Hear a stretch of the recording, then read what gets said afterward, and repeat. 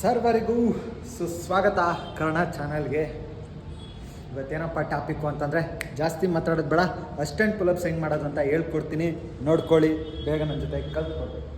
ನೋಡಿ, left leg, right leg, ಇಲ್ಲಿ ಮೇಲೆ ಹಾಕಬೇಕು, ಇಲ್ಲಿ ಕರೆಕ್ಟಾಗಿ ಲಾಕ್ ಮಾಡ್ಕೊಳ್ಳಿ, ಆದಷ್ಟು ಎಡ್ಜಿಗೆ ಲಾಕ್ ಮಾಡ್ಕೊಳ್ಳಿ, ಈ ಕೈ ಫಿಂಗರ್ ಲಾಕ್ ಆಗಲಿ, ಲೆಫ್ಟ್ ಲೆಗ್ ಮೇಲೆ ಹೋಗಲಿ, ರೈಟ್ ಲೆಗ್ ಈ ಥರ ಹೋಗಲಿ, ಮೇಲಾದಾಗ breathe out, breathe in, breathe out, breathe in, breathe out, breathe in, breathe out, breathe in.